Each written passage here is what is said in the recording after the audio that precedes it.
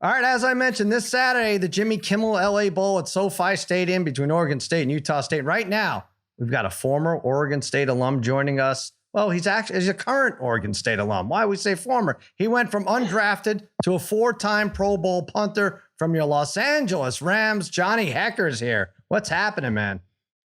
Hey, guys, thanks for having me. Not a lot, just representing the Bees. Glad to have him in LA. First ever bowl game in SoFi Stadium. Jimmy Kimmel LA Bowl. It's going to be an exciting one. I'm going to get your prediction right now. Now, you're going to run away with this game, or is it going to be close, or what do you think? You think the players are up for this? I wonder how much players get up for bowl games, games in general that start 3 weeks after their last regular season game, and it's not a rivalry, but there are expected to be a lot of points. It should be exciting, right? Yeah, it should be. I'm hopeful the Bees will pull it out. I'm hoping it's an absolute bloodbath slaughter. Mm-hmm. I think it'll be a close game, and I'm just hoping that the Bees come out with more points than the Aggies for sure. You had a close one. We just we were reminiscing. 2008 Sun Bowl, 3-0. Your Oregon State Beavers won. How did you not? Did they not give out MVPs? You had 10 punts for 450 yards in a 3-0 game. Who else would get MVP? They had to give you the game ball, right? I do have a trophy. They have a special teams MVP trophy for that game, which is very strange. Really? Yeah, but I got that one, and I think our defensive end who had a few sacks that game got it for the MVP. But yeah, it was a close one between me and our kicker who had the only points in the game. But yeah, that was a really strange one to be a part of. He had 10 punts and 1 field goal. Pretty wild. Well, it was even stranger than the score or the gameplay, because you know what do you remember what Guinness World Record was set that game? That was the largest YMCA ever, I think. Yes. At halftime, yeah. The Village People, and there were a lot of them, as Sun Bowl officials broke the Guinness record for largest YMCA. How many people were in that dance? I'm not sure. I'm hoping that you're looking at the numbers there and can tell me, but I have no idea. I'm not sure. Babyface Joel Solomon, do you know what the number? I mean, were you guys even looking for what the hell's going on, or were you talking strategy at halftime? How do we hold this lead? At halftime, I think the specialists were in the locker room for a very limited amount of time, so we got to get back out there and start warming up again.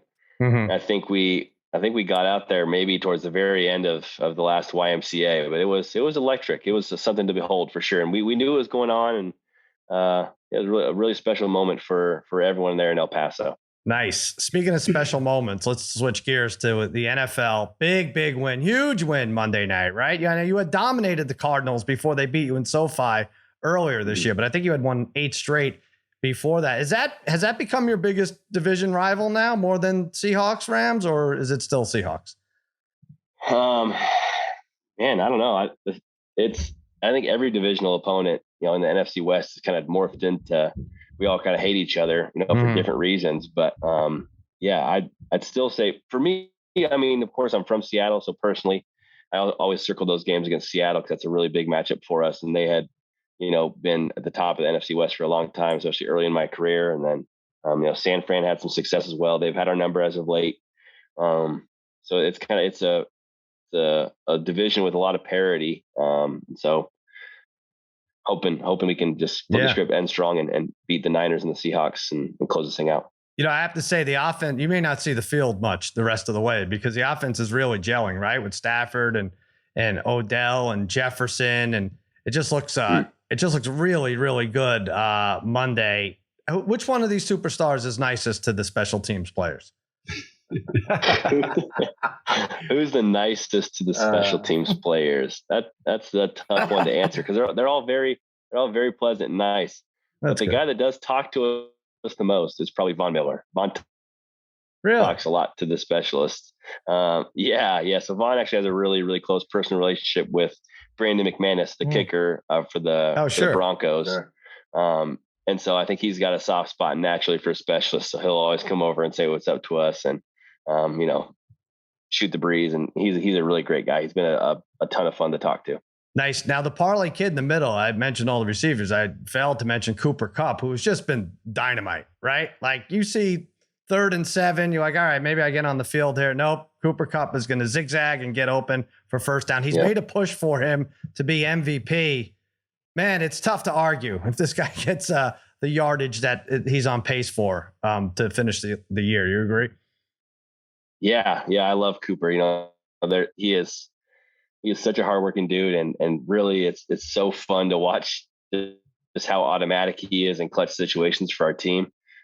Just knowing how smart he is, how much he cares about our game plan, and really being on the same page with Matthew. He works so hard at doing extra meeting time, being on the field, walking through reps, picking coach's brain, picking Matthew's brain, and he's dynamic. Everything he does, he's good at. At one point during training camp, he was pushing to be the emergency guy for every position on the field. So he was working with me on punting a little bit. Yeah, he's our backup holder. It was really funny, but he's just that kind of guy that loves what he does, loves football, takes it very seriously, but has a great time at the same time. And I'd love to see him. I'd love to see MVP Coop. He's been dynamite. He's been dying. Now, let me ask you, when a coach calls, like when Sean McVay calls for a fake punt and you have to go out there and sell it, do you try hard to not have a poker face? You don't want to wet your pants, right? There's like a lot of tells that the other team would see that you were faking it. Do you have a strategy, or when do you take your deepest breath there in the fake punt process? Yeah, I try and keep the deep breath around the same point in every setup. I try and keep it calm. If there's like a TV timeout or something kind of leading into the down, I'll maybe get a couple leg swings, definitely don't do any finger licking or arm circles. Try and keep it keep it casual. But every now and then I'll run on the field doing something crazy as well, trying to get the coach thinking I'm going to fake. Right. When we're just going to punt the ball or do a field goal, I'll run and doing some crazy hand motions, or trying to get guys' attention and just do what you can to be tricky. Try and use that to your advantage. You've been successful, I think, with the fake punts, right? We know you've attempted a few. Yeah. Yep, quite a few. Yeah, it's a ton of fun. It's very scary because if you blow it, you don't get very many opportunities coming after. So that's true. You got to make the most of that shot you get. I want to ask you now with the COVID issue, and I don't know, I can't imagine what it's like. You have this 17-game schedule, and now you had a bunch of players placed in COVID protocol this week, and going back and forth week to week. Do you think they're going to change it? It seems like everything I read today indicates that they're going to re-vote on this, and it looks like vaccinated players, if they test, will not be tested. That's where they're leaning. Do you think that's the right idea? It's a difficult thing to kind of pin. Do we push for more testing or less testing, or what the pulse of the locker room really is? What do guys want? At the end of the day, we want games to be played. We want the players that are, the best players that have earned their spots on 53-man rosters to be healthy enough to play in those games. And it's a difficult thing to navigate. Do we test more and risk, false positives, or risk, the things that come with that and the kind of inconveniences that brings, or do we just kind of let it fly and treat it like a regular sickness, like a flu, or if someone's sick, they stay home, and if not, then they're able to be in the ecosystem. So it's a really tricky question to answer, and there's not a perfect solution to it, but I'm glad the conversations are being had to try and come to a good solution soon. All right, I'm going to put you down for a yes that there should make changes in this program. No, I will say a real roundabout answer. Yeah. No, it was fine. I will say that I was thinking about it today. The punter you really could social distance your way through the season, right? Like even the field goal kicker, the holder's right beside him, and obviously every lineman has someone lined up right next to him, and even wide receivers are covered. But you could, unless you get a punt blocked or tackled, or if you have to field a punt, you could almost go the whole season 6 feet from everybody. Isn't that true? It's the best, yeah. With the personal protector at 4 yards, I'm still 11 yards behind him, so there's no chance I'm getting too close to people. That's for sure. Let me ask you this. I don't know if this has ever even happened. Maybe it's happened before, so you could speak from experience. Has a coach ever threatened to kick you or kicked you? Absolutely not. No. I don't think that's been been a realm of possibility for me. I'm sad to hear about my guy Josh getting kicked. That's not great. Yeah, what is that? That is it's interesting what's going on there. But you wouldn't put up with that for sure, right? No, I don't think so. I think it would have been more than just words had. Yeah.